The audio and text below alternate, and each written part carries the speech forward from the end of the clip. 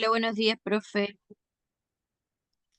Listo, chicas, entonces vamos a continuar con la clase. Bueno, hoy empezamos la clase número 8, que es la última clase de este segundo módulo. El lunes se habilita la prueba 4 de este módulo 2. Y el martes, del martes al jueves, se habilitan todas las pruebas, las 4 pruebas de este segundo módulo. Entonces, para que revisen si de pronto alguna no pudo dar alguna de las pruebas dentro de los tiempos y la pueda dar entonces dentro de la otra semana.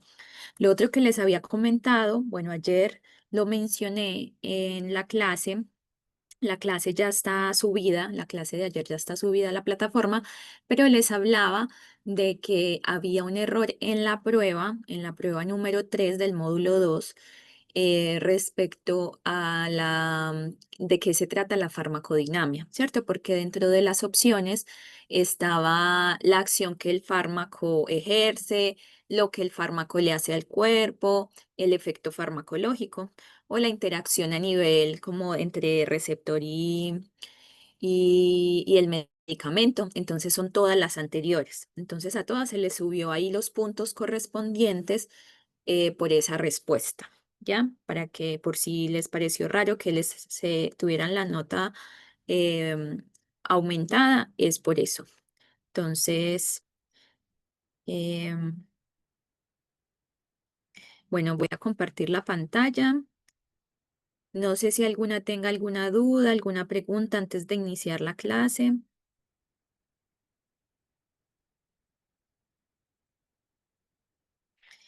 Listo, entonces veníamos hablando de toda la parte de los estudios clínicos, de la investigación. Hablábamos de que inicialmente las primeras estudios que se realizan para descubrir un fármaco es entender primero bien la patología que yo quiero sanar, mejorar o curar.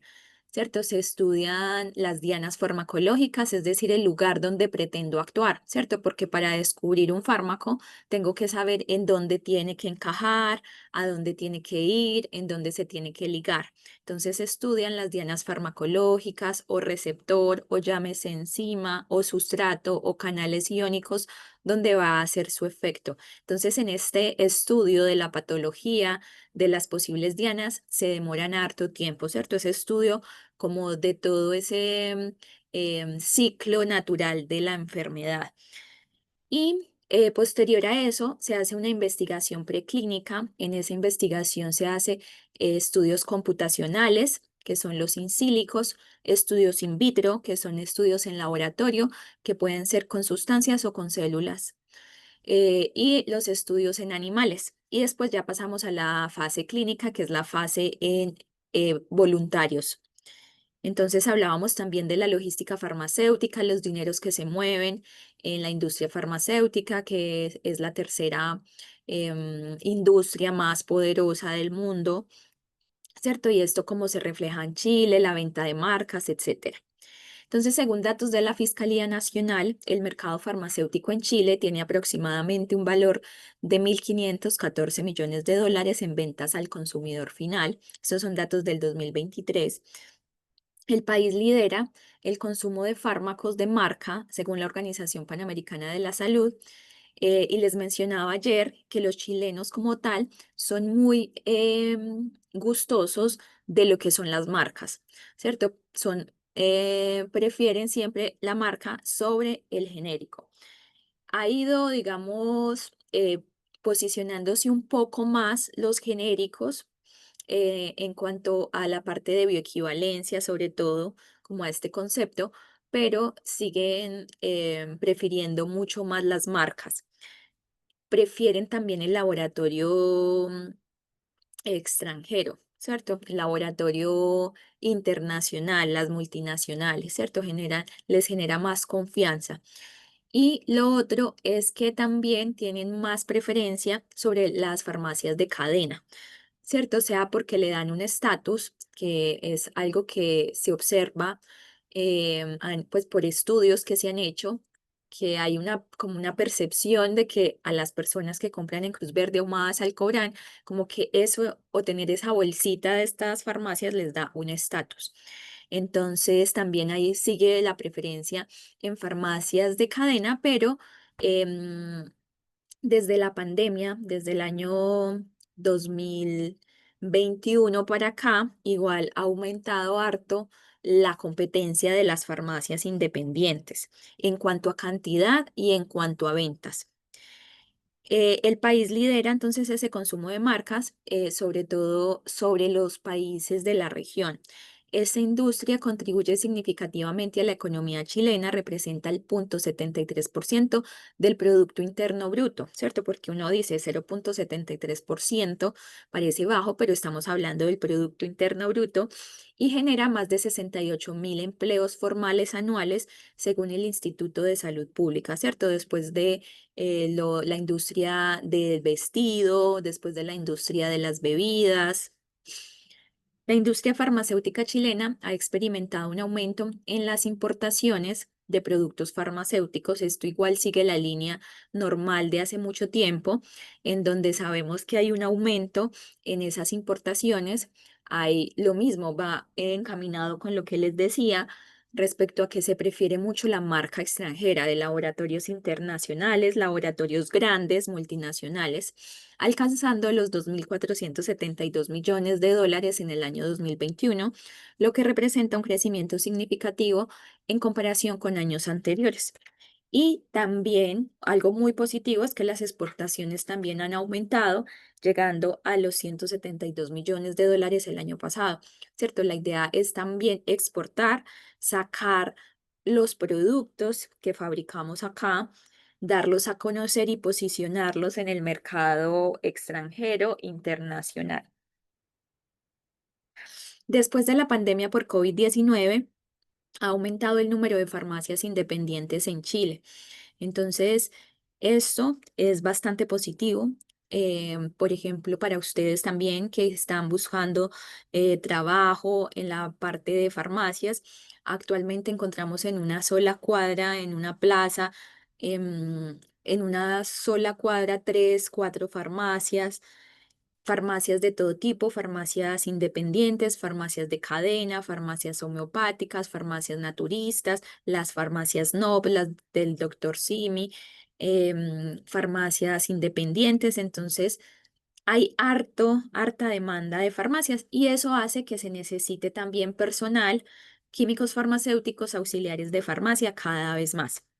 Entonces, esto se debe a que las personas después de la pandemia valoran mucho más el poder adquirir medicamento rápido y que estén cercanos, ¿cierto? Que esas farmacias estén ubicadas al interior de sus barrios, al interior de sus villas, cerca de donde trabajan, ¿cierto? Ya no se desplazan tanto hacia que antes era como ellos buscaban, los usuarios buscaban la farmacia, ahora la farmacia está muy cerca de las personas, con estas farmacias sobre todo independientes. Como resultado, algunas cadenas tradicionales perdieron relevancia en puntos de venta físicos en la pandemia, bueno, antes de la pandemia, en el estallido social. Sabemos que hartos locales de estas farmacias de cadena fueron destruidos y ante esto igual ellos fueron un poco prudentes para volver a retomar con estos locales y lo hicieron sí las farmacias independientes. Entonces, a partir de ahí, las farmacias independientes colocaron hartos locales y después, nuevamente, estas farmacias de cadena volvieron a establecerse, volvieron a recuperar esa cantidad de locales que habían disminuido. Entonces, actualmente, esto es para el año 2023, Cruz Verde, Ahumadas, Alcobrán y Doctor Sime constituyen solo el 41% de los establecimientos farmacéuticos del país y concentran el 56% del total de las ventas de estos productos, lo que representa un cambio muy marcado debido a que si lo vemos una década anterior, las principales tres cadenas de farmacia concentraban cerca de casi el 100% del valor total de las ventas de medicamentos. Entonces, si pensamos en el año 2000, en el año 2005, eran estas tres farmacias las que manejaban toda la parte de farmacias en Chile, ¿cierto? Entonces, mire que este 95% se reduce a un poco menos del 41%, porque el 41% también considera a las farmacias del doctor Simi. Entonces, miren que ha bajado harto, ¿cierto? Y las farmacias independientes se han establecido. Y esto es porque relativamente es fácil colocar una farmacia nueva, porque no hay una normatividad chilena farmacéutica que te diga no puede haber una farmacia en menos de tantos kilómetros o en tantos metros, que sí está establecido en la normatividad farmacéutica de otros países, en donde no podemos tener más de X número de farmacias en unos metros o unos kilómetros cuadrados. Para el año 2021 había 1.940 locales de farmacias independientes, lo que representa un incremento del 52% frente a las 1.276 ubicaciones que había en 2019. Las cuatro farmacias de cadena perdieron la primera posición al pasar a tener un total de 1.814 establecimientos ese mismo año, o sea, Cruz Verde, Ahumada, Salcobrán, Simi. Este estudio separa las farmacias Ecofarmacia, NOP y Red Pharma de las farmacias independientes, porque las ecofarmacias, las farmacias NOP, la Red Pharma son igual una cadena grande, pero no tanto como lo son estas otras tres y las Doctor Simi.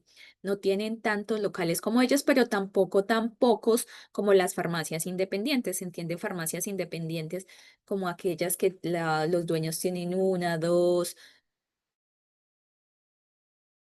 10 locales, pero las farmacias NOP, Ecofarmacia y Red Pharma igual sí se han extendido por todo el país, ¿cierto? Teniendo cerca de 700 locales.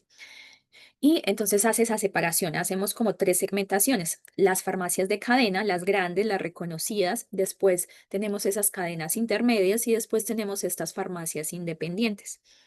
Siendo así, del total de 4.437 farmacias existentes en Chile, los independientes cuentan con una participación del 43,7%.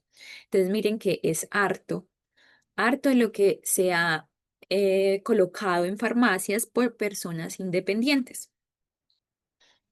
Esta es la participación de farmacias independientes en Chile versus el total de farmacias. Entonces, por ejemplo, en la región metropolitana tenemos las farmacias independientes 939 versus el total de 2.051. Entonces, en esta diferencia que va desde acá hasta el final, tenemos esas farmacias que son, bueno, las farmacias NOP, em, las farmacias ecofarmacias, la Red Pharma, pero también la que es Cruz Verde, Ahumada, Salcobrán y Simi. Entonces, miren que igual el crecimiento de las independientes sí es bastante. Acá vemos en la quinta región y así está definido por cada una de las regiones. A través de un análisis de datos recopilados por la Agencia Nacional de Medicamentos, que es el ANAMED, recordemos que dentro del ISP hay varios departamentos y uno de esos departamentos se enfoca en todo lo que son medicamentos. Sobre las ventas registradas en tres cadenas de farmacias y 7 distribuidores farmacéuticos nacionales, se estableció cuáles fueron los medicamentos más vendidos en Chile para el año 2021. Entonces se evidenció que en términos de unidades totales vendidas, el paracetamol de 500 miligramos en la presentación de 15 comprimidos, de 16 comprimidos, fue el fármaco más vendido en el país, lo cual no es extraño, ¿cierto? Es algo muy esperado. En segundo lugar, el losartán de 50, 30 tabletas por caja. El genérico también es muy esperado. Ibuprofeno de 600 también bastante esperado. Lo que tal vez no se esperaba tanto es que el ketorolaco estuviera en la cuarta posición, ¿cierto? Si no, se pensaría que, bueno, igual se vende harto, pero tampoco tanto. Uno pensaría como más la torvastatina, tal vez, ¿cierto? Y tenemos acá otra sorpresa que encontramos el inductor del sueño Sopiclona, que cuestiona igual cuál es la forma en que se está vendiendo este medicamento porque se requiere receta. Entonces, daba a entender esta cantidad de venta que no se estaba vendiendo con receta médica, ¿cierto? Que además es una receta médica retenida, porque estos son datos generalmente de fármacos de venta directa. Entonces, bueno, estaba ahí, ingresó por primera vez al ranking de los 10 fármacos más vendidos en nuestro país. También es relevante mencionar que solo uno de los medicamentos en la lista es de marca, que es el utilizado para migrañas. No establece si es migranol, si es cefalmin, pero me imagino que es migranol, ¿cierto?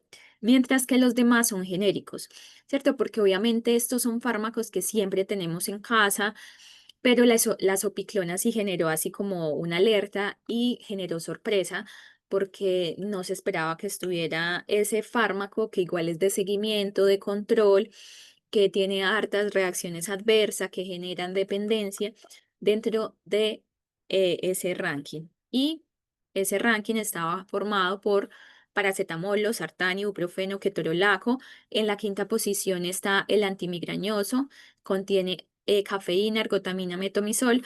En este informe no se establece cuál marca es, pero yo me imagino que es el migranol.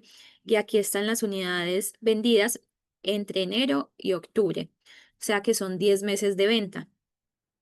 Está en sexto lugar la sopiclona, miren que igual ni siquiera es que esté de 10, llegó al top 10 y llegó al sexto lugar inmediatamente. Está el ácido mefenámico, está el naproxeno, está el ketoprofeno de 200, está la clorfenamina y esos son los fármacos más vendidos. En el contexto de la regulación de medicamentos en Chile, se identifican funciones clave que incluyen la autorización de ensayos clínicos antes del registro. Antes del registro, la concesión de registros sanitarios para productos, la supervisión y la licencia de fabricantes y distribuidores, el seguimiento posterior a la comercialización, la farmacovigilancia, la verificación de la calidad de los productos y la aprobación de lotes de vacuna. Entonces, de todo eso se encarga el ISP a través de su agencia de medicamentos. Como ya lo hemos indicado antes, el ISP es o sea, como se ha indicado antes, el ISP es la entidad encargada de vigilar, de regular el mercado farmacéutico, lo hace a través del ANAMED.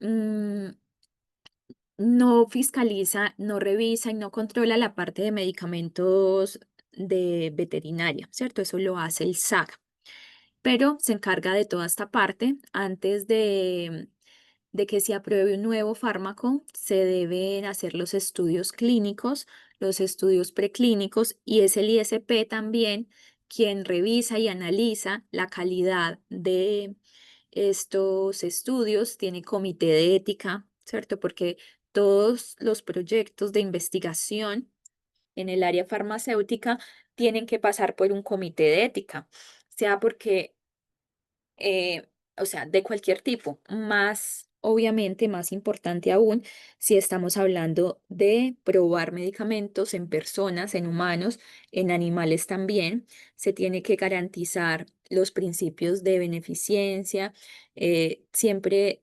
procurando el bienestar de la persona, de respeto por la vida, el respeto por la vida de los animales que se están utilizando en las pruebas preclínicas, también la parte de justicia y es importante que no haya sufrimiento, ¿cierto? Entonces, las pruebas y todo lo que es, por ejemplo, el sacrificio de los animales, si hay sacrificio al final del estudio, tiene que ser sin sufrimiento.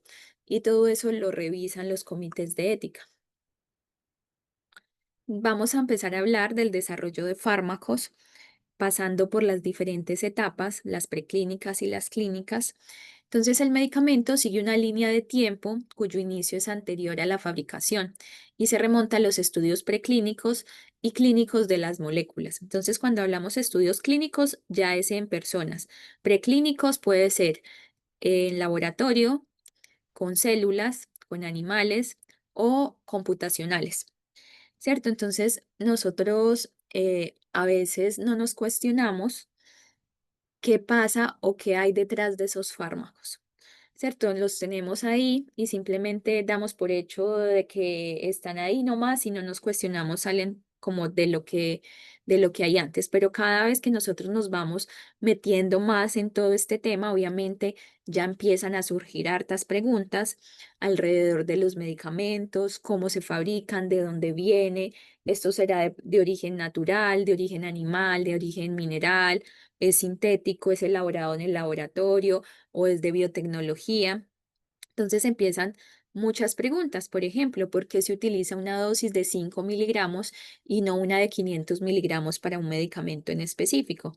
¿Cierto? ¿Por qué utilizo, por ejemplo, 5 miligramos de desloratadina y tengo que utilizar es 10 miligramos de loratadina?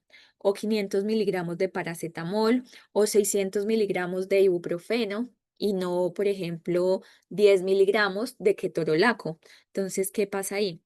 Muchos usuarios que llegan a la farmacia creen que el ketoprofeno de 200 miligramos es mejor que el ketorolaco de 10 porque su concentración es mayor. Pero esto no funciona así, ¿cierto? El establecimiento de las dosis es el resultado de todas unas fases preclínicas y clínicas por las que pasan todos los medicamentos que se comercializan en el mercado. Entonces, todo está dentro de las fases de investigación, del desarrollo de fármacos y el hecho de que del ketorolaco solamente necesitemos 10 miligramos, eso va inmerso en la misma potencia analgésica de ese medicamento, ¿cierto? Se requieren menos miligramaje de ese fármaco para generar un efecto determinado, solamente es 10 miligramos. El ketoprofeno necesitamos 50 miligramos, 200 miligramos de ese fármaco para generar el efecto. No quiere decir que uno sea mejor sobre el otro. Ya es la misma esencia del medicamento, ¿cierto? Su naturaleza. ¿Qué sí podemos decir? Que el ketorolaco pareciese, bueno, el ketorolaco tiene una mayor potencia que el ketoprofeno porque necesito menos dosis del medicamento para generar un efecto farmacológico. ¿Qué más puedo decir? El ketorolaco es mejor analgésico, ¿cierto? No tiene tan buen efecto, bueno, tiene un efecto antiinflamatorio, pero no tan bueno como el ketoprofeno. Entonces, si yo, por ejemplo, necesito un AINE y tengo estos dos, pero tengo una inflamación, pues yo voy a recurrir al ketoprofeno. Pero si tengo más dolor y no tengo inflamación, sino que es dolor, entonces voy a elegir el ketorolaco. Entonces, es parte, es de conocer, ¿cierto? Las preguntas que uno tenga, igual son hartas, ¿cierto? Pero la idea es uno írselas respondiendo, buscando, preguntando y no quedarse con todas esas preguntas incógnitas porque te la pueden preguntar en el mesón de ventas. Entonces vamos a empezar con la fase preclínica. Estos se llevan a cabo después de los estudios, o sea, los ensayos clínicos necesitan de una fase preclínica. Necesitamos primero investigar en laboratorio, necesitamos primero investigar a nivel molecular, necesitamos investigar computacionalmente antes de pasar a los animales, ¿cierto? Que aquí se completa esa fase preclínica y necesitamos todo lo anterior para pasar a una fase clínica en humanos, ¿cierto? Porque nosotros no podemos llegar al tiro y empezar a investigar en las personas, ¿cierto? Porque no es seguro, porque hay que probar antes de, no sería ético hacerlo. Los estudios preclínicos, también conocidos como estudios de laboratorio, comprenden. Entonces, una parte son estudios in silico, que esto ya lo tienen casi todos, ¿cierto? Porque obviamente la tecnología y la parte computacional ofrecen grandes ventajas en cuanto a la filtración de moléculas. Porque imagínense si tenemos 10.000 moléculas que pudiéramos sintetizar para que actúen en un receptor específico y imagínense lo que sería probar eso en animales, esa cantidad, o sea, eso es imposible, no se puede. Entonces, lo que se hace con la computación es explorar cómo es esa interacción entre ese posible fármaco, esa estructura que metemos en el computador, esa estructura química, orgánica que metemos en el computador y la estructura que ya hemos conocido del receptor, ¿cierto? Porque recordemos que lo primero antes de esto es estudiar cuál es el ciclo de la enfermedad en donde queremos actuar. Entonces, si queremos actuar en un receptor G ligado a proteína, no sé, ¿cierto? Sacamos esa molécula, se lleva a métodos instrumentales y se establece cuál es esa, como la estructura química, ¿cierto? Entonces, los carbonos que tiene, el oxígeno, todo eso que vimos por allá en química del colegio. Entonces, esto no solamente se lleva como estructura, sino la forma en que se presenta en el cuerpo, ¿cierto? Como su estructura tridimensional, como lo vemos más o menos en esa foto. Entonces, esta, por ejemplo, es un receptor ya, entonces se arma computacionalmente y empezamos a probar estas estructuras de posibles medicamentos. Este va a ser el sitio de acción. Entonces miramos en la computadora cuál es ese potencial, cuál es esa energía que se necesita para que se dé esa interacción. Obviamente yo quiero buscar interacciones que necesiten menos energía, son más estables. ¿Cierto? Son más fuertes, más potentes. Entre más energía necesito, pues más consumo, más extras, más cosas extras necesito. Entonces siempre estoy buscando la interacción que sea estable, que necesite menos energía, que las moléculas de el receptor y de los posibles medicamentos sean lo más grande posible, la interacción sea la más fuerte posible y eso se da a que se requiera menos energía. Entonces se corren todas estas simulaciones que son de 10.000 posibles estructuras, por ejemplo. Eso lo puede dejar uno en el computador cargando 2 días, por ejemplo, un día, dependiendo de la capacidad que tenga, ¿cierto? Del servidor. Entonces, por ejemplo, en algún momento yo tuve un proyecto de investigación en el que se hizo docking molecular. Entonces, ese docking molecular era ver cómo interactuaban el receptor, ¿cierto? Y una molécula biológica que se había extraído de un veneno de serpiente, que podría tener efectos farmacológicos.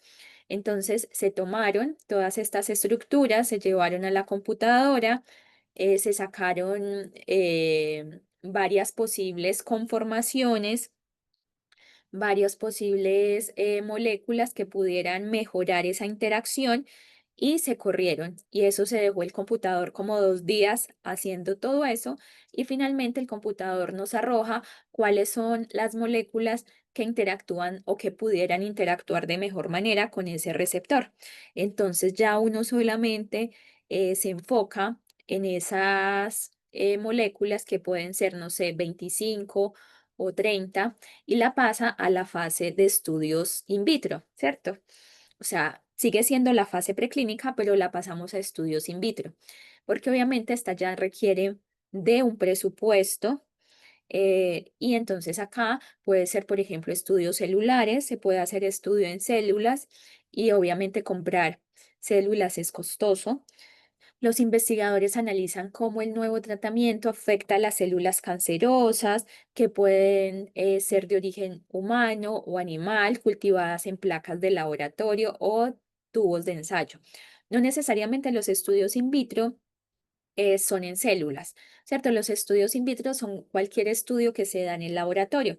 Puede ser con las sustancias que yo estoy experimentando sobre estos otros componentes que son los receptores que se extraen biológicamente, por ejemplo, si yo quiero combatir el veneno de una serpiente, entonces voy a mezclar ese veneno de serpiente con, en ese caso era un tioéster, que era un componente químico, para ver cómo actuaban y tengo que buscar qué es lo que yo espero, ¿cierto? Que si se disminuya la coagulación, que se aumente la coloración y ahí estoy identificando efectos. O puedo trabajar en células, que son en células de humanos, células animales.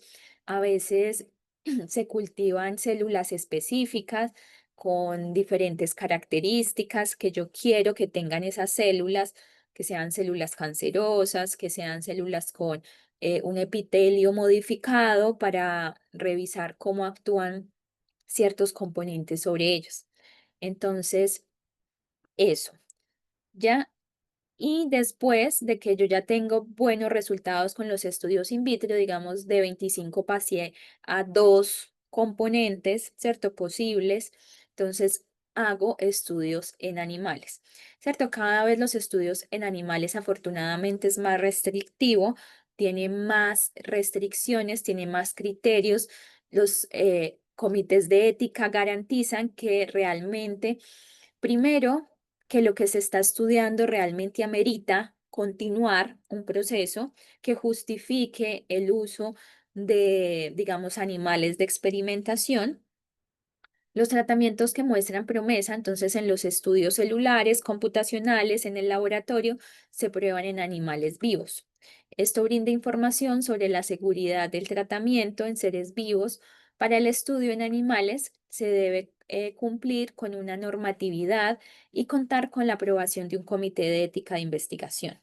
Entonces, esto es un paso importante, ¿cierto? Hay que pasar harta documentación al comité de ética para justificar el uso de estos animales. Mm, en estas etapas anteriores, en la parte de estudios in silico en el laboratorio, igual también se evalúa la parte de seguridad. ¿Cierto? No solamente la parte de posible efectividad.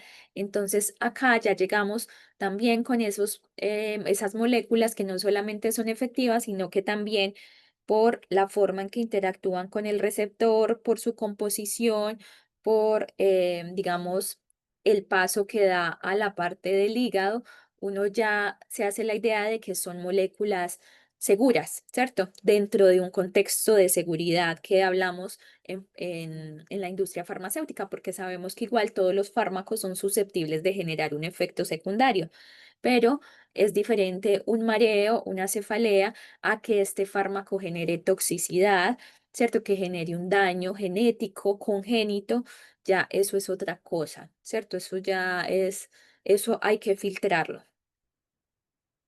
Entonces, estos estudios dan respuesta a todo lo que son de fase preclínica a la toxicidad, a la seguridad, a la farmacodinamia, o sea, lo que le hace el medicamento al cuerpo.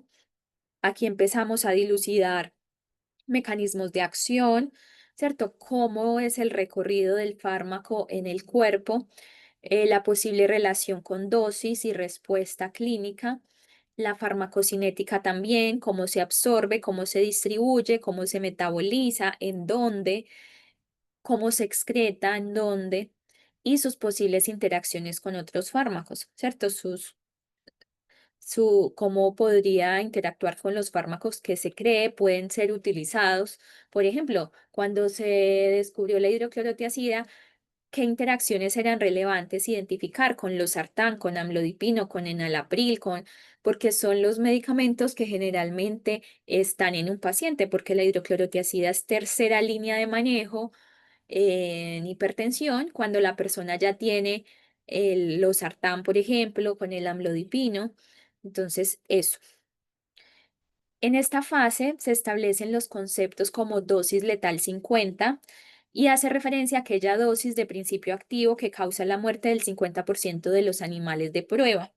La dosis letal 50 es un valor virtual, o sea, yo no tomo 100 ratones y les administro el posible medicamento y espero a que se mueran 50. No, esto es todo computacional, ¿cierto? Se obtiene estadísticamente con datos muy fehacibles y cuando se administra en los ratones, por ejemplo, ya obviamente no se van a aplicar estas dosis letales, ¿cierto? Porque uno de los principios es siempre el bienestar en lo posible, ¿cierto? De estos animales de experimentación. Entonces ya no estoy hablando de dosis letal, de dosis tóxica, sino que ya en los estudios in silico, en los estudios de laboratorio, ya tengo más o menos idea de cuántos son los miligramos por kilogramo que se tienen que emplear para tener un efecto farmacológico, o sea, pasar esa dosis mínima efectiva, pero sin superar esa dosis mínima tóxica. La toxicidad subcrónica son los efectos adversos ocasionados por administración o exposición repetida de una sustancia durante un corto periodo de tiempo, usualmente el 10% de la vida. Entonces, es utilizando al menos 90 días en animales. Todo esto es computacional, ¿cierto?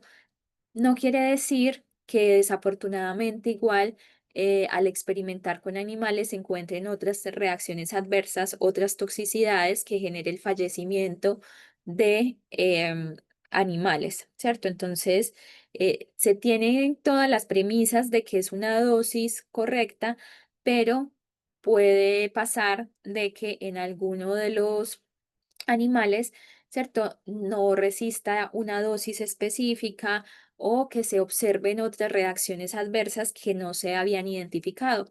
Y esto es en la línea de todos los estudios, ¿cierto? Identificamos posibles reacciones adversas solo conociendo la estructura del fármaco, porque sabemos así cómo se une con ese receptor, cómo podría interactuar con otros lugares de la célula, de la membrana, etcétera. Lo podemos hacer en el laboratorio, identificando cambios, identificando situaciones diferentes con los resultados de las pruebas específicas, y lo podemos encontrar con los animales, incluso con los humanos, cuando estamos en las pruebas con humanos, ¿cierto? Inclusive una vez se comercializan los fármacos se vigilan por 5 años más. Esto es una responsabilidad que tienen los laboratorios farmacéuticos. Se siguen estudiando muy detalladamente 5 años después, incluso cuando ya llega a la población externa, cuando el medicamento ya se está utilizando en la vida real, ahí se identifican otras reacciones adversas. Por ejemplo, en el Rofecoxib, que es un AINE, como el Celecoxib, como el Etoricoxib. Este fármaco se sacó del mercado porque se estaba asociando con infartos, ¿cierto? Con carga cardiovascular. Entonces, miren que a veces después de que sale del mercado, igual se sigue conociendo cosas del medicamento. Las pruebas de toxicidad crónica determinan la toxicidad de la exposición durante una porción sustancial de la vida de un sujeto. Son similares a las pruebas subcrónicas, excepto que se extienden por un periodo de tiempo más largo e involucran grupos más grandes de animales. Actualmente estas pruebas son abordadas preferiblemente desde estudios computacionales mediante simulaciones. Aunque los estudios preclínicos proporcionan información muy importante, valiosa, buscamos ratones en los que se hacen modificaciones genéticas, se les genera, eh, bueno, eso es un tema sensible, pero se le genera, por ejemplo, a ratones diabetes, condiciones específicas para ver cómo se comportan posibles curas ante esas condiciones de salud. Entonces tenemos líneas de ratones diabéticos, líneas de ratones con deterioros cognitivos, líneas de ratones, ¿cierto?, con enfermedades modificadas genéticamente. Un tratamiento que funcione en ratones puede no ser efectivo en personas, ¿cierto? Y pueden surgir efectos secundarios y problemas que no se detectaron en los ratones. Esto es esperado, es normal, porque nuestro sistema es diferente, comparte ciertas similitudes, pero obviamente somos muy diferentes a los ratones. Si los estudios preclínicos son exitosos y el tratamiento sigue siendo prometedor, la Agencia Regulatoria de Medicamentos de cada país debe aprobar el paso a la siguiente fase de experimentación en humanos. Entonces, si por ejemplo Pfizer en su casa matriz, donde quiere que sea en el mundo, en Europa, quiere hacer un estudio clínico, es la EMA, que es la Agencia Reguladora de Medicamentos de Europa, quien tiene que aprobar todos estos protocolos de estudios que van a realizar. Si, por ejemplo, es un estudio multicéntrico en el que se van a ocupar voluntarios en diferentes países, este estudio tiene que estar aprobado no solamente por la EMA de Europa, sino que también tiene que estar aprobado por las diferentes entes regulatorios en cuanto a medicamentos de todos los países en donde se van a ocupar voluntarios, ¿cierto? Y entonces pasamos a esta fase clínica, que es la fase en voluntarios. que se hace en humanos, ¿cierto? La primera parte es investigación clínica fase uno. En estos estudios se busca evaluar los tratamientos experimentales. Generalmente incluyen voluntarios sanos, es decir, que no tienen la enfermedad, o puede ser también usuarios que tienen la enfermedad específica. O sea, esto lo define el estudio. El estudio dice, en esta primera fase voy a utilizar voluntarios sanos. Entonces, todos son sanos. O u otro estudio dice, voy a trabajar con voluntarios enfermos.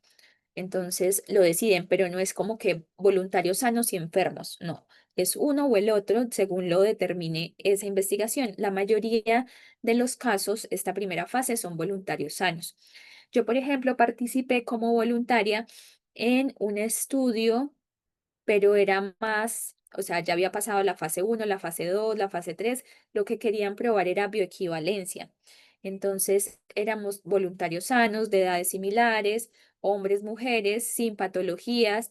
Entonces, siempre buscan voluntarios con algunas características o a veces los buscan de determinados grupos etarios, ¿cierto? Entonces, uno va al hospital o a la clínica o al centro donde lo van a tener y, por ejemplo, el día uno, como era de bioequivalencia, era comparar con otro fármaco, con el de referencia, con el innovador, y se dio primero una sopiclona, después la otra. Esto es en bioequivalencia. En las fases clínicas se da solamente, en esta primera fase, se da solamente el medicamento de prueba, por ejemplo, en esta fase. En general, estos estudios se llevan a cabo con un grupo de participantes que reciben el mismo tratamiento y es un grupo limitado, ¿cierto? Mire que acaban de 10 a 80 personas, máximo 100. Es pequeño, ¿cierto? Porque se está experimentando y es el primera experimentación en humanos, entonces tenemos que ser prudentes, ¿cierto? Tenemos que, si se afectan, pues afectar a 40 personas y no a miles de personas. Entonces, todo esto lleva consentimientos informados que los voluntarios firman, ellos saben los riesgos que se pueden presentar en los estudios, se indican, por ejemplo, las posibles reacciones adversas de acuerdo al conocimiento que se tiene hasta ese momento de la molécula, se da toda la información de lo que pudiera pasar y se ofrece pues obviamente todas las garantías de si pasa algo. El propósito principal de estos estudios de fase uno es responder a cómo es la seguridad del medicamento, va a ser esa dosis efectiva y los posibles efectos secundarios. Después tenemos una fase 2. Ya en esta fase se centran en evaluar la eficacia del tratamiento experimental en individuos con la enfermedad específica. Entonces aquí sí es una fase de voluntarios que tienen la enfermedad. Pueden comparar el nuevo tratamiento con opciones de tratamiento convencionales o investigar diferentes dosis del tratamiento. Entonces acá generalmente se administra el fármaco, el gold estándar que hay hasta ahora en el mercado versus el medicamento nuevo. ¿Cuál es el requisito? Que se evalúe esa molécula nueva contra la mejor molécula para tratar esa enfermedad hasta ese momento. Entonces, por poner un ejemplo, ¿cierto? Para el colesterol va a salir una nueva estatina. No la puedo comparar con la lovastatina, ¿cierto? Hay que compararla con la mejor estatina que hay en el momento porque se busca tener resultados mejores de los que hay hasta el momento disponibles. Ya no puedo compararlo con un fármaco que se generó hace muchos años y que ya existen otras opciones farmacológicas más efectivas y más seguras. En esta fase de investigación, no solamente entonces entro a comparar, sino que también puedo administrar diferentes dosis dentro de un rango establecido que ya he estudiado previamente de seguridad. Pero entonces pruebo, no sé, 10 miligramos o 15 miligramos, ¿cierto? Porque quiero ver cuál de los dos es mejor. Pueden incluir múltiples grupos de participantes. Entonces puede ser un grupo en donde se está revisando esto y a otro grupo donde se está revisando esta otra por ejemplo, la parte de dosis, y suelen involucrar a un mayor número de personas. Entonces, si la anterior teníamos hasta 80, 100 participantes, esta tiene entre 100 a 300 participantes. Miren que es un poco más cantidad de personas. Estos estudios también se llevan a cabo durante un periodo de tiempo más prolongado en comparación a la fase uno. Entonces, les he dicho, las fases primeras son más prudentes en cuanto a cantidad de voluntarios y de tiempo. A medida que voy escalando en esas fases de investigación, se van utilizando más voluntarios y vamos ocupando más tiempo. El objetivo principal de los estudios de fase 2 es determinar la efectividad del tratamiento experimental y si es necesario llevar a cabo investigaciones adicionales. Aquí también se encuentra cuál es la dosis. Estoy buscando cuál es la dosis efectiva. ¿Cuál es la dosis? La mejor dosis. ¿Será que es 10 miligramos? ¿Será que 15 miligramos? Tal vez se probó el ketorolaco de 10 y el ketorolaco de 15 y se determinó que no habían diferencias en la efectividad entre 10 y 15, pero 15 sí generaba más reacciones adversas. Entonces se dejó el de 10. Ya eso obviamente todo muy bien sustentado con los resultados de esta fase 2. Investigaciones clínicas de fase 3. Entonces, acá comparo el nuevo tratamiento con el tratamiento estándar en un grupo ya más grande de personas, ¿cierto? También se centran en evaluar los efectos secundarios porque entonces es un estudio que dura más tiempo, entonces puede identificar de pronto esas reacciones adversas que se generan en el tiempo. Obviamente tampoco vamos a demorarnos un año en esta, o sea, tantos años en estas pruebas. Entonces, igual siguen habiendo incógnitas cuando paso la fase 3 sobre todos los efectos adversos. Nunca termino de identificar todos los efectos que pueda generar un fármaco, hasta después de comercializarse. Entonces, en general, estos estudios de fase 3 incluyen a más de 300 participantes, distribuidos en diferentes grupos mediante asignación aleatoria. Es muy importante de todas estas fases, de todos estos estudios, incluso los que son con animales, tener esa asignación aleatoria, ¿cierto? Yo no tomo un ratón o una persona y le administro este medicamento, no, yo tengo que aleatorizarlos. Ya tiene que ser al azar, porque así de esa manera distribuyo las posibles sesgos, ¿cierto? Que es un sesgo que de pronto una persona, no sé, por una condición genética, puede hacer que metabolice más rápido ese medicamento y haya un resultado específico. Entonces, esa variación, esa diferencia, yo la tengo que dejar al azar, ¿cierto? No puede ser como que entonces los voluntarios más jóvenes, los que son de 20 a 25 me van a quedar en este grupo y en el otro me van a quedar de los de 50 a 55, ¿cierto? No, eso yo lo tengo que aleatorizar, tengo que mezclar. O incluso hay estudios que emparejan, como aquí va uno de esta edad, aquí va este de esta edad, otro de esta edad y acá, ¿cierto? Que son estudios emparejados, pero generalmente son aleatorios. Y otra condición que le da mucho más categoría al estudio es que ni el investigador ni el paciente, o sea, ni el voluntario sepan qué está recibiendo en cuando se está comparando, ¿cierto? Entonces no saben si el día de hoy administré el fármaco que ya se comercializa o si el nuevo fármaco, ¿ya? Entonces, todo eso es como a ciegas para después descubrir cuál era y es así no se generan sesgos. ¿Sesgos por quién? Por el mismo por ejemplo, voluntario, porque si, por ejemplo, a mí me administran el fármaco que ya está en el mercado, yo digo, no, me fue súper bien. Y después me administran el otro, yo digo, no, es que me dio dolor de cabeza, me dio esto y esto. Entonces es para no generar sesgos. ¿Ya? O, por ejemplo, el investigador que obviamente quiere sacar al mercado su medicamento. Entonces, obviamente, se le quita la posibilidad de digamos, como beneficiar los resultados que tiene su molécula comparada con el medicamento actual.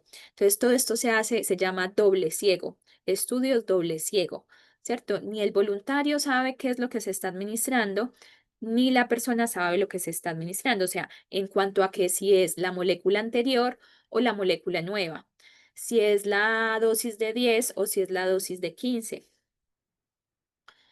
Están las investigaciones de fase 4. Estas se realizan después de la aprobación del fármaco, ¿cierto? Entonces, cuando pasa la fase 3, eh, después de esto ya se pasa toda la documentación al ISP o al ente regulador donde esté, y se dice, mire, estos son los resultados, con esto yo quiero optar a este medicamento, obviamente ya revisando también todo lo que es cómo lo voy a dosificar, forma farmacéutica, eso es antes de estos estudios. ¿Cierto? Porque en estas fases ya tengo la forma farmacéutica, si va a ser un inyectable, vía intravenosa, intramuscular, si es un comprimido, ¿cierto? Entonces, toda esa información va en un dossier, se llama un dossier, es un libro bastante grande de toda la información de ese medicamento, todos los estudios que se han desarrollado. Y ahí entonces el laboratorio, el ISP dice, sí, le voy a aprobar, o no, tiene que ajustar o tiene que mostrar estos otros estudios, o no, rechazo total, o queda a la espera para, digamos, que entreguen otros resultados u una información internacional. Entonces, si una vez los aprueban, a partir de que se empiece a comercializar, entra en rigor la fase 4 de investigación, que es la parte de investigación post-comercialización. Entonces, en estos estudios tiene como objetivo investigar aspectos adicionales como efectos secundarios a largo plazo, seguridad continua, efectividad en el tratamiento en una población más amplia, obviamente la mundial, en donde se va a utilizar en la India y en Chile, se va a utilizar en Japón y en Estados Unidos, donde las condiciones genéticas, las personas, el género, hombre-mujer, se utilizan en personas que tienen otras enfermedades, se utilizan en personas que utilizan otro resto de medicamentos, entonces se experimenta en condiciones reales. Después de la comercialización de nuevos fármacos, se deberá reportar cualquier reacción adversa al medicamento asociado a la utilización de estos fármacos, ya que uno de los objetivos de la farmacovigilancia en Chile apunta a las notificaciones de efectos asociados a fármacos comercializados en los últimos 5 años.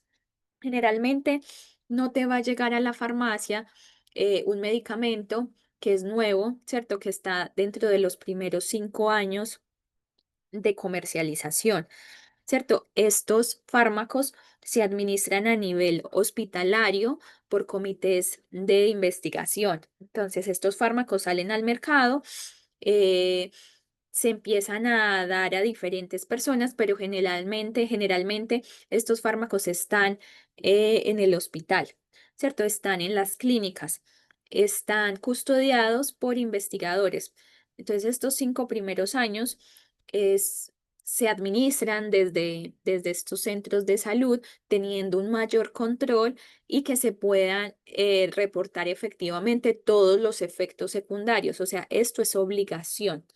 Ya si, por ejemplo, a un centro de salud donde yo trabaje, se llegue un fármaco dentro de esos 5 años, entonces hay que hacer documentación, hay que llevar unos controles, un seguimiento a las personas a las que yo se los estoy entregando, dispensando también podría ser, y me tienen que notificar, se tiene que tener un seguimiento exhaustivo para efectivamente reportar todo esto. Ya se cumplen esos 5 años y en ese punto el laboratorio, porque estos 5 años quedan como a cargo el laboratorio que lo produce, ¿cierto? Queda en contacto con todos esos lugares donde se está entregando, administrando, dispensando, pero ese laboratorio queda todavía ahí anclado a eso. Cuando se cumplen esos 5 años, ya es como que se hace una liberación, por decirlo, entre comillas, pero igual se sigue evaluando en el tiempo. Listo. Aquí entonces hay como una síntesis de lo que es este desarrollo. Entonces tenemos el desarrollo preclínico, identificación y optimización de cabezas de serie. Entonces hay cultivos celulares, animales, computacionales. Aquí se revisa mecanismos de acción, toxicidad en animales. Puede durar varios años. ¿cierto? Todo lo que se hace con células, se hace en animales, se hace en computación, ¿cierto? Pero antes de esto, antes de ese desarrollo preclínico, hay una investigación como pura, como una investigación como de base en la patología, en la enfermedad, en donde quiero actuar, ¿cierto? Entonces son demasiados años. Después, todo esto es la fase clínica, tenemos la fase uno, básicamente es en poquitos voluntarios, de 2 a 100, busco la seguridad, ¿cierto? Estoy mirando a ver qué tan seguro es el fármaco, tolerancia, toxicidad, básicamente, en voluntarios sanos. Ya en el segundo voy más hacia la eficacia, reviso dosis, es entre 100 y 300 personas. Ya busco efectividad, tolerancia, también efectos secundarios, puede durar entre 1 a 2 años. Y está la fase 3, que es la verificación de resultados. Miren que es en más cantidad de personas, de 300 a 3000 con enfermedad. Ya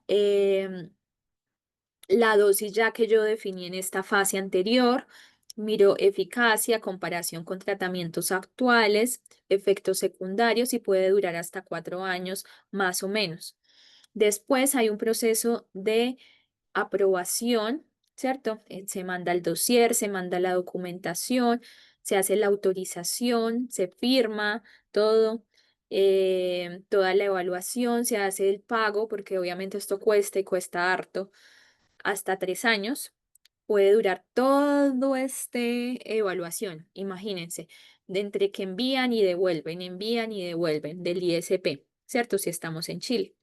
Y después de que sale al mercado, entonces tenemos una fase post-comercialización en donde se identifica básicamente en toda la población, es un uso en la vida real, en pacientes reales. Bueno, los otros también son reales, los voluntarios, pero me refiero a que em, cuando uno es voluntario y uno está en la clínica o cuando va a la clínica o todo esto, a veces, por ejemplo, depende del estudio, obviamente, pero te dan lo mismo de comer a todos los voluntarios. Entonces, tienes la misma dieta durante esos días que estás en el hospital, eh, no estás haciendo ejercicio, ¿sí me entiendes? Está muy controlado. Todos estamos en lo mismo, pero en la vida real no es así. En la vida real hay diferentes tipos de dietas. Hay personas que tienen dieta mediterránea, hay otras personas que comen más grasa. Entonces es ver cómo todo eso influye a el efecto o la toxicidad del medicamento. En otros lugares, por ejemplo, hay metabolizadores ultra rápidos por la parte de los genes, los japoneses metabolizan de tal manera un fármaco. Hay poblaciones en las que el amlodipino no hace un efecto y se sabe que para esa población los antagonistas de calcio no son una recomendación para hipertensión. Entonces, todas estas cosas se empiezan a identificar. Entonces, aquí hay farmacovigilancia, registro de efectos secundarios que no identificamos, interacciones farmacológicas, porque se están administrando con toda la gama de medicamentos que hay en el mundo, en personas que tienen todas las patologías del mundo, etcétera, ¿cierto? Las costumbres, la forma de alimentación, incluso el ejercicio que hacen, todo.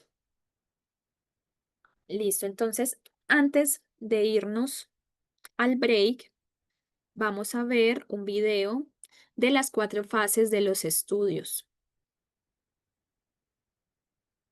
Fases del ensayo clínico. Hoy en día existen decenas de miles de tratamientos para prevenir y tratar enfermedades. ¿Cómo sabemos que son seguros y que funcionan bien? Ensayos clínicos. Un ensayo clínico es un estudio de investigación que prueba nuevos tratamientos o dispositivos médicos en personas que se presentan voluntarias para participar. Para que se apruebe su uso, los resultados de los ensayos clínicos deben demostrar que un nuevo tratamiento es seguro para las personas y que funciona bien. Solo entonces, la Administración de Alimentos y Medicamentos de Estados Unidos, o FDA, puede aprobarlo para su uso por el público.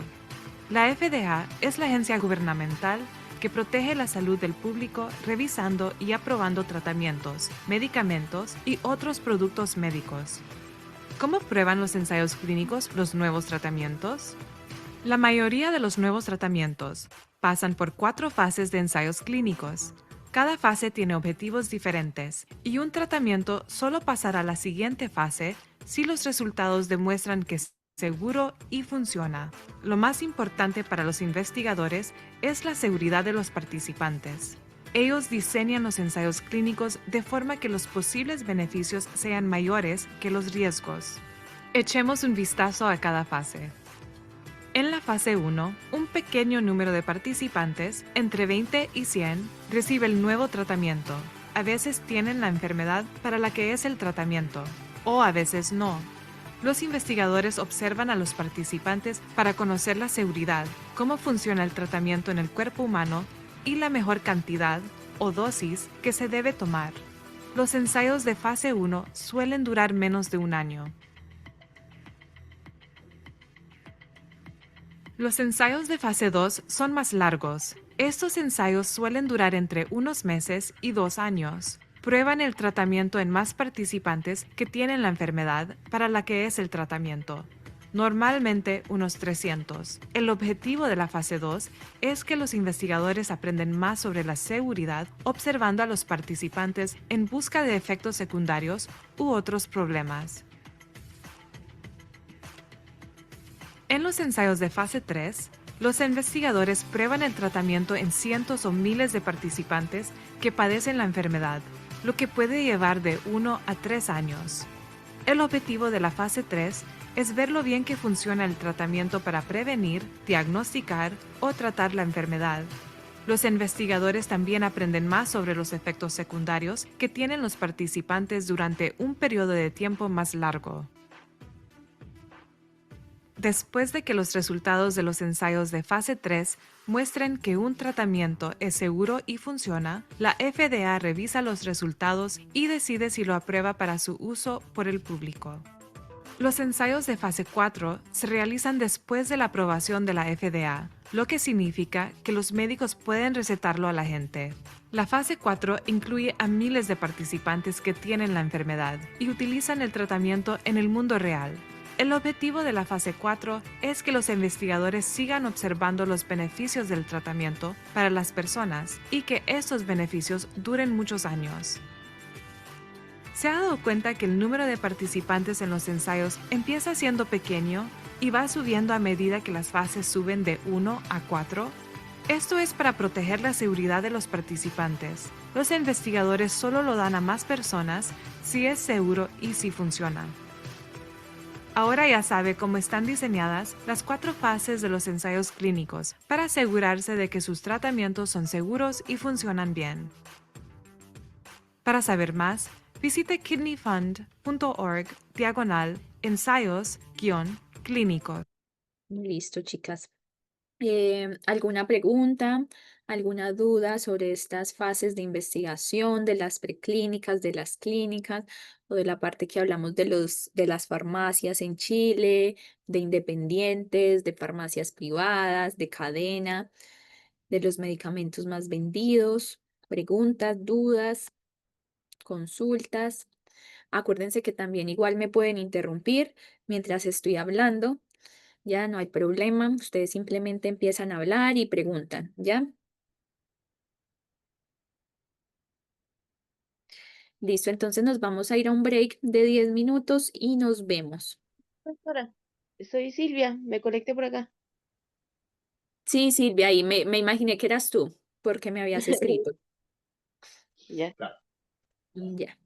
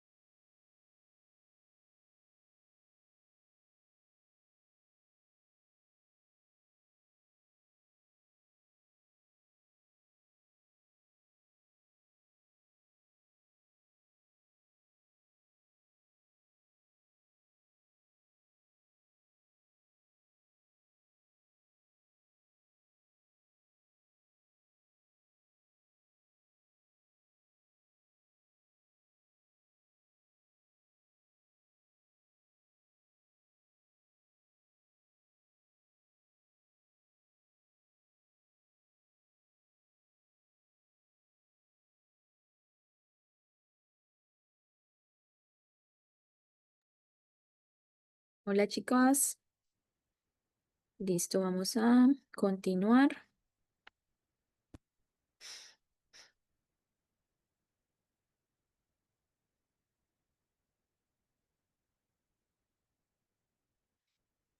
Listo, vamos a empezar a hablar de lo que es la tecnología farmacéutica. Tenemos que se denomina tecnología farmacéutica al conjunto de los conocimientos asociados a operaciones básicas y procesos tecnológicos destinados al diseño, a la elaboración, al control de formulaciones. El objetivo de esta es el desarrollo de medicamentos eficaces, seguros, estables, ¿cierto? Ahora, con todo lo de innovación, tecnología, no solamente es en el proceso de investigación, de desarrollo, de la parte de cómo se libera un fármaco en el organismo, sino también que incluye toda la parte de dispensación, cómo se entrega, cómo se administra. Sin embargo, este concepto entonces no abarca solo eso de formulación, ¿cierto? Solamente la parte de diseño, solamente la parte de fabricación, de manufactura, sino que se refiere también a la aplicación de conocimiento científico y de tecnología a la farmacia, ¿cierto? Incluyendo no solamente los métodos, las técnicas, los instrumentos, cómo fabricar el fármaco, de la preparación y composición, sino también de la dispensación, de tener estrategias nuevas en el envasado, que sean innovadoras, que, digamos, acarreen menos recursos económicos. También entran en todo lo que es el almacenamiento de fármacos, cómo almacenar fármacos de mejor manera, ocupando menos espacio, cómo hacer una dispensación más segura, que no hayan errores de dispensación y otras preparaciones usadas en procedimientos diagnósticos, determinaciones y en el tratamiento de pacientes. Entonces, ¿cómo se obtiene un principio activo? Los fármacos se pueden obtener a partir de síntesis química, a partir de drogas de plantas, a partir de productos animales, de procesos microbiológicos, a través de biotecnología, a partir de ingeniería genética. Por ejemplo, el captopril. El captopril es un IECA, así como lo es el lisinopril, el enalapril, son inhibidores de la enzima convertidora de angiotensina, ¿cierto? Que actúa para disminuir la presión arterial por la relajación de los vasos sanguíneos.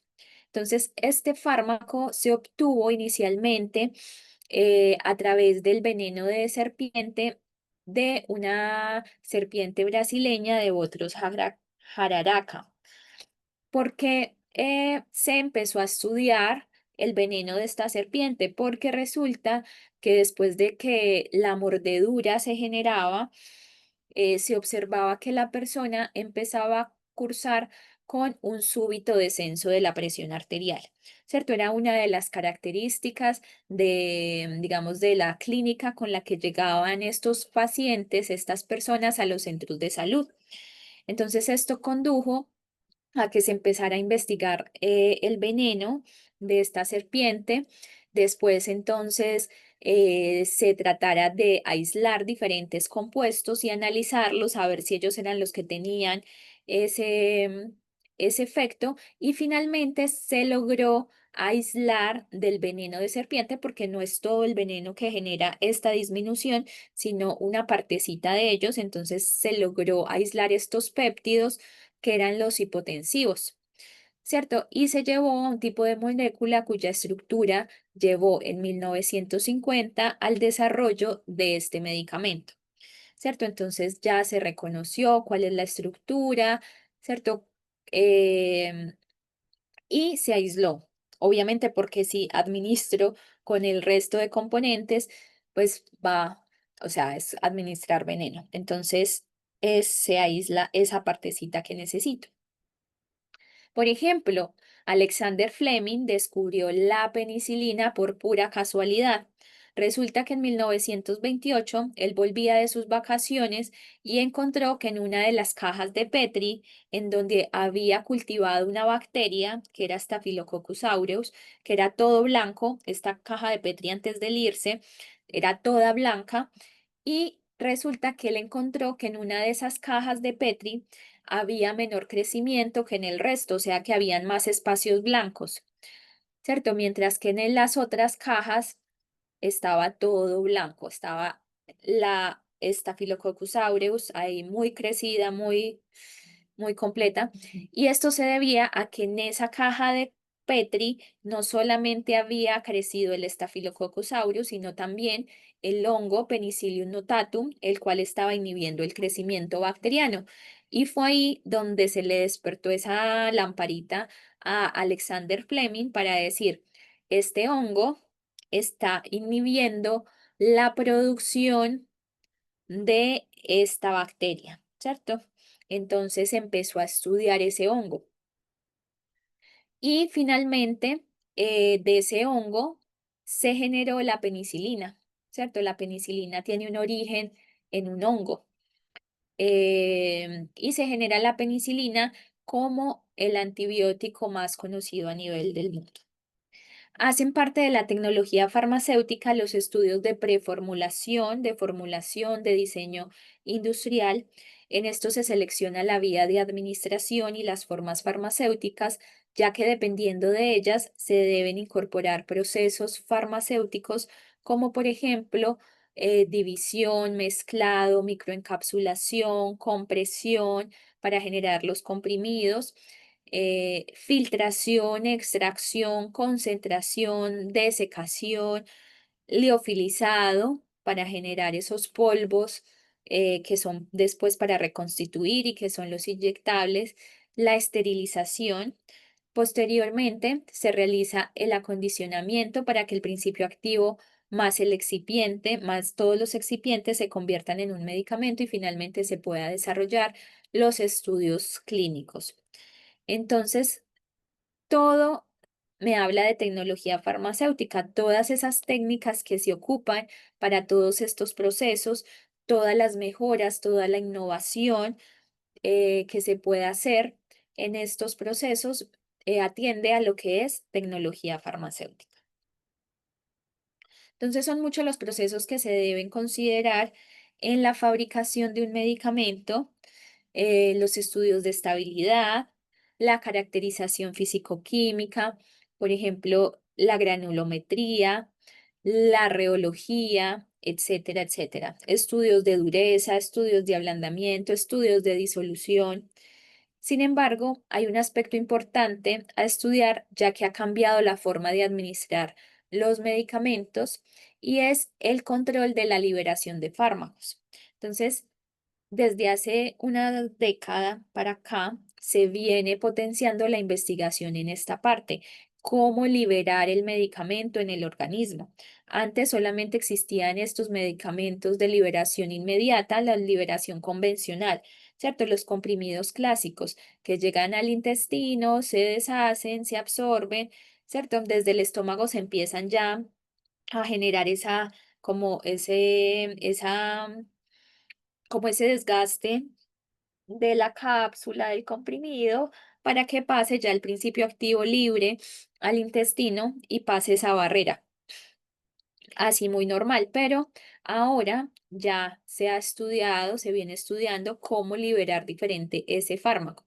Por ejemplo, si yo quiero, por cronofarmacología se sabe que un fármaco, por ejemplo, específico, tiene mejor efecto si llega en su concentración máxima a las 12 de la noche, ¿cierto? Entonces, lo que hace es que salen formas farmacéuticas que yo puedo administrar desde las 9 de la noche, 10 de la noche, pero que la concentración máxima se va a lograr en ese momento o se va a liberar en ese momento, porque es de liberación retardada.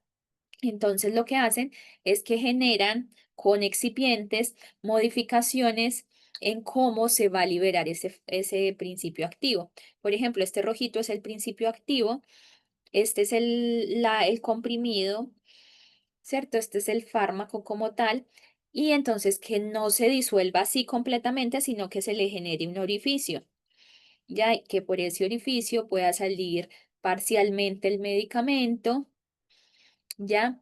Y la entrada de agua, ¿cierto? De los fluidos gástricos, todo, se da a través de esta membranita y llega hacia acá y eso empieza a generar como un empuje hacia arriba para que se vaya saliendo de esa cápsula, de esa tableta, toda este principio activo, pero de manera gradual, va a ser más graduada porque va a ser solamente por este pedacito, no se va a romper toda como pasa en la liberación convencional. Entonces esto hace que haya medicamento controlado por más tiempo. Por ejemplo, esta sería una liberación prolongada. ¿Ya?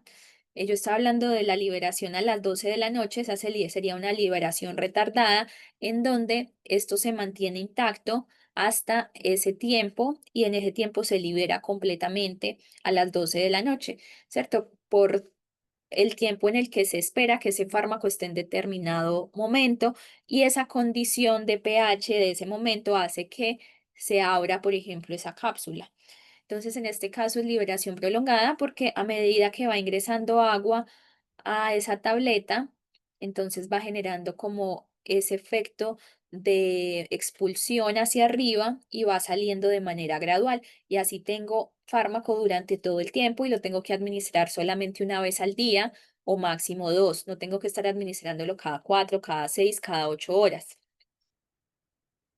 Muchas de las sustancias recetadas hoy en día tienen un efecto terapéutico de corta duración, lo que requiere la toma repetida de dosis en intervalos cortos o largos, ¿cierto? Esto se debe a las fluctuaciones significativas en la concentración del fármaco en sangre, lo que puede llevar a momentos en los que la concentración es insuficiente para el efecto terapéutico y otros momentos en los que supera los niveles de toxicidad del medicamento.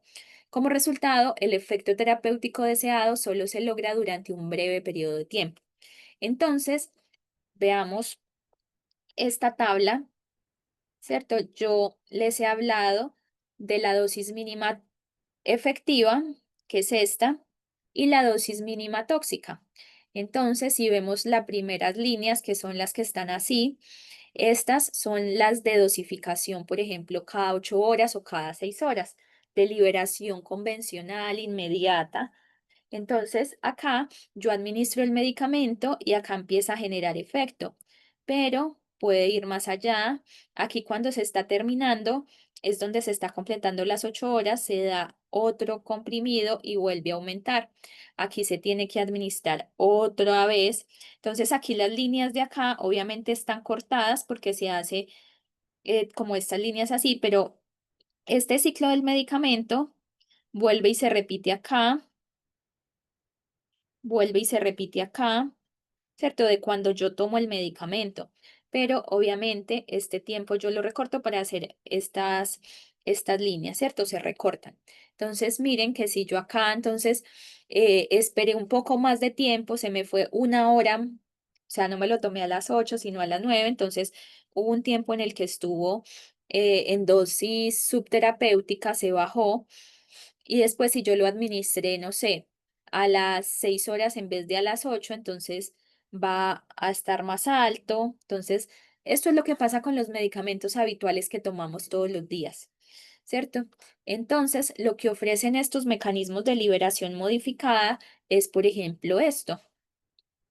¿Cierto? Tú no tienes que estártelo tomando cada 8 horas, sino que te tomas el medicamento, o cada 6 horas, sino que se te tomas el medicamento en un momento específico y de liberación prolongada. Entonces va a irse liberando de a poco ese principio activo y va a tener esta curva. Entonces, no solamente me ayuda a que no tenga que tomármelo tantas veces al día, sino que también me permite más efectividad, menos efectos secundarios. Esas son las virtudes de estos métodos de liberación. Entonces, dentro de esos métodos de liberación modificada, hay de diferentes tipos. Tenemos los sistemas de liberación acelerada. Entonces, en eso yo quiero que el fármaco me actúe muy rápido, muy rápido, donde se absorbe muy rápido debajo de la lengua. ¿Por qué? Porque se evita todo el proceso de primer paso, el metabolismo de primer paso y pasa directamente a la circulación sanguínea porque nosotros debajo de la lengua tenemos muchas como vasitos que el fármaco pasa fácilmente, pero yo no me puedo colocar cualquier tableta debajo de la lengua porque se me va a empastar, porque no tengo los excipientes que me ayudan a generar esa absorción en ese lugar. Yo tengo que utilizar ahí comprimidos bucodispersables, comprimidos que sean sublinguales. Entonces, un ejemplo de estos sistemas son los comprimidos o tabletas liofilizadas. Dentro de esta categoría existen varios sistemas que funcionan según diferentes mecanismos de liberación. Por ejemplo, algunos comprimidos se desintegran rápidamente al entrar en contacto con la saliva, como el ODICR. También hay tabletas bucodispersables como CIDIS R, el FLAS R, que se desintegran en la boca, ¿cierto? Algunos con esa saliva por las enzimas que tenemos en la saliva. En algunos casos, estos sistemas pueden aumentar la biodisponibilidad de ciertos fármacos al reducir ese efecto de primer paso durante la absorción, permitiendo que el fármaco sea absorbido a través de la mucosa bucal. ¿Cierto? Que es una absorción pregástrica. ¿Por qué pregástrica? Antes de lo gástrico, antes del estómago. Y esto lo venden acá en Chile, este Cidis, este Isofran, que vienen así en comprimidos bucodispersables, comprimidos de efecto sublingual, o hay unas láminas también que hacen este efecto. Están los sistemas de liberación diferida y aquí tenemos los sistemas de recubrimiento entérico, que yo creo que ustedes ya manejan muy bien ese concepto, que lo he repetido varias veces. La idea de que se recubra el fármaco puede ser algo estético, pero cuando es recubrimiento entérico me habla de algo funcional. Y la idea, o sea, la razón de que esto se lleve a cabo es por dos razones. La primera es porque el ácido del estómago me pueda dañar al medicamento. Entonces, esto pasa con el omeprazol, con el pantoprazol, tienen estos recubrimientos porque no pueden quedar en contacto con con el ácido del estómago porque me daña el medicamento. Y lo otro es porque esos fármacos son muy gastrolesivos. Entonces me generan mucha irritación en la mucosa gástrica. Entonces acá, por ejemplo, tenemos el piroxicam, la warfarina, el diclofenaco. Entonces se les genera este recubrimiento para que no queden expuestos en el ácido del estómago. Por ejemplo, también el caso de la aspirina microencapsulada, ¿cierto? También es para que no genere ese malestar gástrico.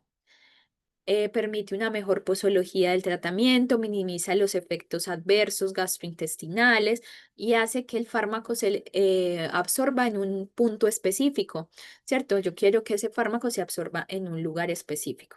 No puede ser en el estómago, ¿cierto? Porque el ácido me hace daño. Están también los sistemas dentro de esta liberación diferida, los sistemas de liberación pulsátil o secuencial.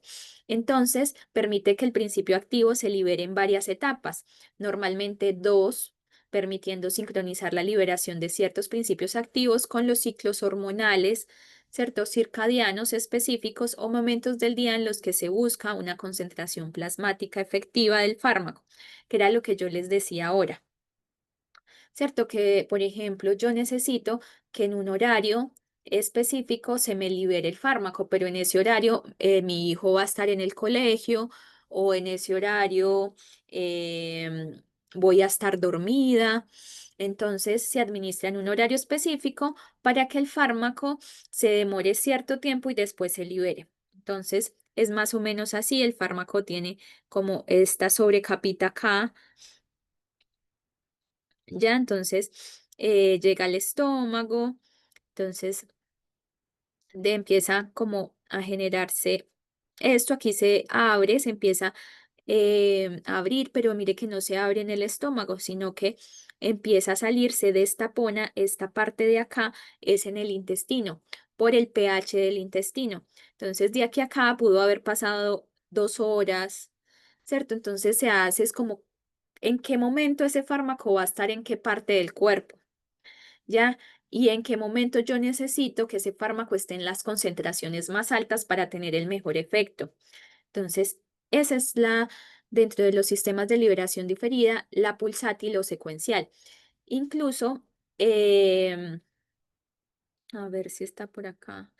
Esta también, por ejemplo, puede hacer dos aperturas del fármaco. A veces se genera como un bloquecito acá y está como una cantidad a la izquierda y otra cantidad a la derecha.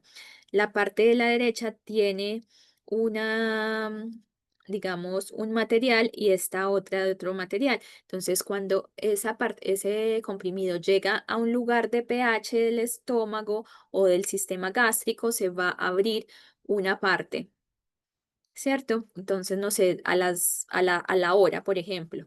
Y después de 4 o 6 horas se abre la otra parte y se libera como en dos partes diferentes, con unas horas de diferencia, porque yo necesito que ese fármaco se administre a tal hora y a tal hora en el día y listo. Y entonces sería una y me da las 2 dosis del día. Están los sistemas de liberación prolongada. Estos son los más utilizados, los más conocidos.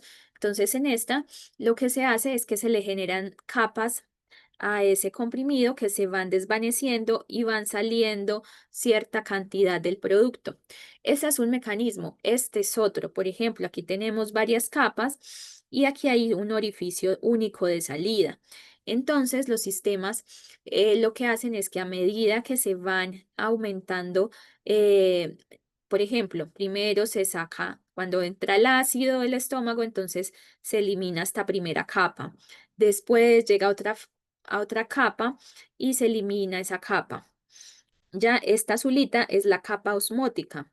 Entonces, los sistemas osmóticos son otra variante que emplea comprimidos con una membrana semipermeable que permite la entrada de agua, lo que provoca la expansión del hidrogel. Entonces, el hidrogel está más interna. Entonces, cuando entra agua, ya cuando entra agua a esa segunda capa, esto hace que se expanda y que se empiece a salir por este orificio de manera controlada continuamente por esta expansión. Se va como hacia arriba y va saliendo de manera controlada, de a poco. Entonces yo tengo que administrar solamente una vez al día o 2 veces al día. ¿Qué fármacos tienen este sistema de liberación prolongada? Dentro de los que conocemos, el omeprazol, todo lo que diga comprimidos de liberación prolongada, metforminas, está, por ejemplo, esta tamsulosina. Entonces, por ejemplo, un caso relevante en la actualidad son los comprimidos matriciales que están ganando importancia en el mercado. Estos comprimidos utilizan matrices que pueden ser lipídicas o pueden ser hidrofílicas, ¿cierto? Las lipídicas son más grasositas, las hidrofílicas más acuosas, o pueden utilizar polímeros insolubles para lograr una liberación más uniforme, más controlada, no que se libere así como, como lo tenemos habitualmente descrito, sino que sea más programada, más controlada, más como yo quiero, para que hayan pics de concentración en tiempos específicos donde mi condición, los ciclos circadianos generalmente tienen el cortisol más alto en determinada hora, entonces yo quiero que el fármaco también esté más alto en ese momento para no ir como en contra de la biología. Un ejemplo de esto son los comprimidos matriciales de tamsulosina. Esta tecnología también se encuentra en la administración transdérmica a través de parches matriciales de fentanilo.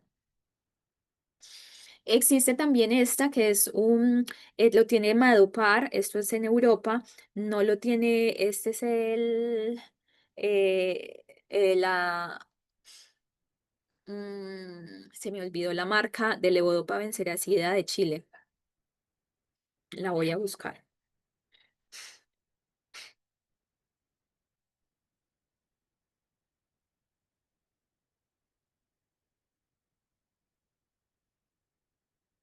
Lelprolopa, ¿cierto? En Europa se llama Madopar, acá se llama Prolopa. Los comprimidos de acá son normales, ¿cierto? Son comprimidos de liberación convencional. El Madopar en algunos lugares de Europa tienen un mecanismo de liberación flotante. ¿Qué pasa con la levodopa? Porque siempre viene acompañada de benseracida o de carbidopa, porque la levodopa se degrada muy rápido, pasa muy rápido por el intestino, o sea, es muy rápido en todo y se alcanzan concentraciones muy bajas en sangre, muy bajas disponibles en el lugar del efecto, lo degradan las enzimas, mejor dicho, es un mal medicamento, pero es necesario porque es la mejor opción que tenemos, ¿cierto? O sea, es bueno, pero su fármaco cinética es muy mala. Entonces, es siempre muy complicado tener concentraciones de levodopa suficientes por todas las diferentes situaciones, porque pasa muy rápido a nivel del tracto gastrointestinal, ¿cierto? El cuerpo como que la expulsa muy rápido, porque hay enzimas que la degradan. Entonces, yo lo que quiero es tratar de mantener el mayor tiempo posible la levodopa en el organismo. Una de las estrategias que se hace es que la combino con benseracida o con carbidopa.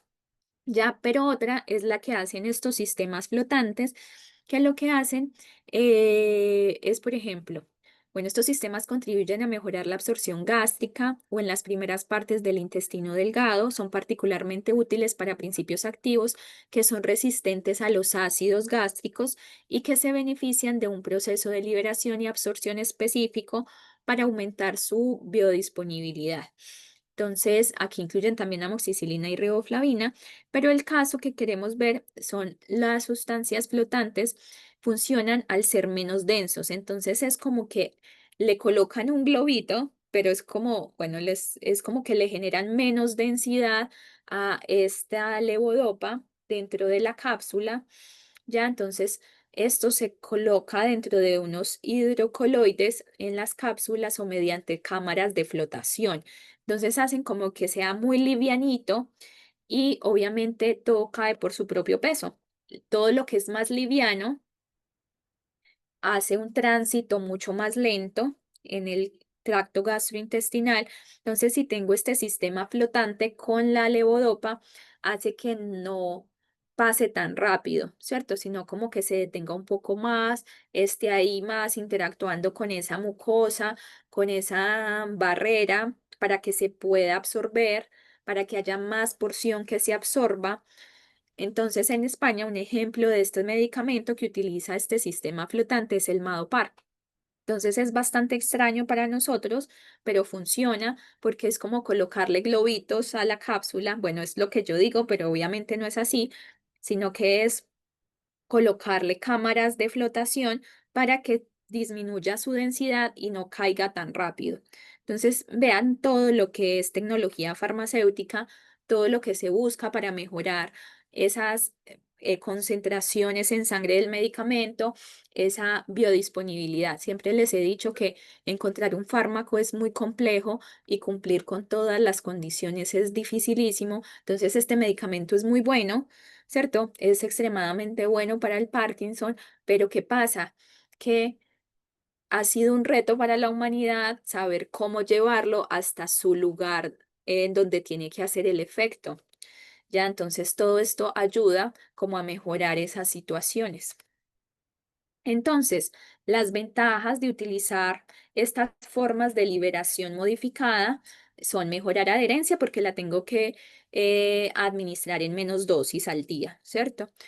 Permite un uso de dosis más bajas de fármacos, lo que disminuye los efectos secundarios y evita la toxicidad, ¿cierto? Eso es otra cosa, ¿cierto? Porque no me sale el fármaco así tan desbaratado, tan explosivo, sino dosis más controladas. Proporcionan un control más rápido del tratamiento de enfermedades, mejorando su eficacia y reduciendo sus fluctuaciones en concentraciones sanguíneas, para que no se me vaya tan abajo, que no sea inefectivo y que tampoco se me vaya tan arriba y que me vaya a generar efectos secundarios. Y tanto para la industria farmacéutica como para las personas, estas formas de dosificación resultan más económicas a largo plazo, claramente a largo plazo, porque la caja de metformina de 1000 de liberación prolongada obviamente va a ser más costoso que la de 850 de liberación inmediata. Entonces, por ejemplo, yo necesito la dosis máxima de la metformina de 850, son 2550 al día, que son 3 comprimidos. La dosis máxima de las cápsulas de liberación prolongada de 1000 son 2 al día, son 2000, ¿cierto? Entonces yo tengo que utilizar menos dosis para tener un efecto, ¿ya? Entonces menos reacciones adversas, mejor efectividad y se dice que es más económico a largo plazo, porque si yo tengo un mejor control, por ejemplo, de la diabetes, en donde tengo siempre el medicamento en dosis terapéutica en el cuerpo, pues obviamente van a haber menos riesgos secundarios, que son macrovasculares, microvasculares, todo lo que es la parte, por ejemplo, afectaciones en la parte renal, las neuropatías. Entonces va a ser más económico para el paciente, pero a largo plazo, porque obviamente en primera medida comprar una caja de liberación modificada es más costoso que la liberación convencional. Aquí están los diferentes tipos de liberación modificada. Tenemos esta liberación inmediata, tenemos una liberación retardada, en donde el fármaco como que espera un tiempo y después se absorbe y se libera y se absorbe. Ya, por ejemplo, si yo necesito que un fármaco me haga efecto a las 5 de la mañana, me lo tomo antes de dormirme, ¿cierto? Para no tenerme que levantar. Y este es un verapamilo que se toma como a las 8 de la noche y se libera en la madrugada. Acción repetida, que es esa pulsátil que les decía. Entonces, quiero una dosis al principio y después otra dosis, porque necesito tener este fármaco en estos dos horarios específicamente, aunque igual ahí se ve bajita, pero lo que necesito son estos dos pics. Para tener el efecto de ese fármaco requiero estos dos pics en una hora X y en una hora Y. Acción prolongada. Entonces el fármaco viene y no tengo que utilizarlo tantas veces al día. Y acción sostenida, lo que hace es que llega al fármaco y miren todo lo que dura. Entonces, esos son los sistemas de liberación modificada. Chicos, preguntas, dudas.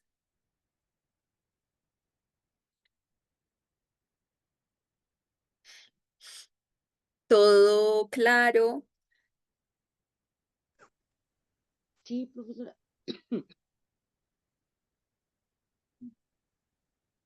Mm, el último gráfico que usted explicó, ese es para todos los fármacos, ¿cierto? Para todos Eh, tipos ¿Para todo tipo de qué? de fármacos, me refiero. No O entendí bien. sea, estos son Ujú. los O para fármacos convencionales, Ah, ya, ya, que ya. dicen comprimidos. Ujú, ya, ¿Cierto? Todos los que son comprimidos o comprimidos con o tabletas, ¿cierto? Todos ah, los ya, fármacos se comportan así, como esta, la azul. Y ya los ya, que ya. dicen comprimidos de liberación retardada, ¿cierto? Hacen Ujú, esto porque yo necesito, es como que esté en un tiempo específico, pero voy a estar dormida. O eso, como es básicamente este retardado. Entonces, en tu caja te va a decir que son comprimidos de liberación retardada. ujú, Ya los que dicen que son de acción repetida o pulsátil ujú, son estos verdecitos, pero son en los fármacos que yo necesito como dos concentraciones específicas al día en determinados horarios. Entonces yo me lo tomo siempre, por ejemplo, a las 7 de la mañana, pero yo necesito es que esos pics estén a las 9 de la mañana y a las 5 de la tarde por biología, ¿cierto? Como por el ujú, ciclo circadiano de nuestro organismo. Entonces, obviamente esos no son todos los fármacos, son algunos que necesitan estas condiciones, ¿cierto? Tener esos dos pics arriba del fármaco en estos dos horarios. Acción prolongada, entonces, los que digan comprimidos o cápsulas con microgránulos de liberación prolongada. También hay otros que dicen sostenida. Entonces, ujú. esos está siempre en la caja, ¿ya? Ya, ya. Ahora sí, es que no me había quedado claro eso. Ya, ahora Ya, sí. listo. Gracias. Ay, tengo una alergia terrible. ¿Alguna otra pregunta? ¿Alguna duda? Listo, chicos, recuerden lo que les dije al principio de la clase. El lunes se habilita la prueba número 4 del módulo 2, de lunes a martes, y el martes se habilitan todas las 4 pruebas de este módulo, para que estén atentas las personas que no pudieron dar la prueba en los horarios establecidos antes. ¿Ya? Que estén muy bien, que tengan buen fin de semana. Bueno, mañana es día de votaciones. Ah, sí. Espero que no les haya tocado ser vocal a ninguna. Y bueno, entonces nos vemos el próximo viernes para empezar el módulo 3. ¿Ya?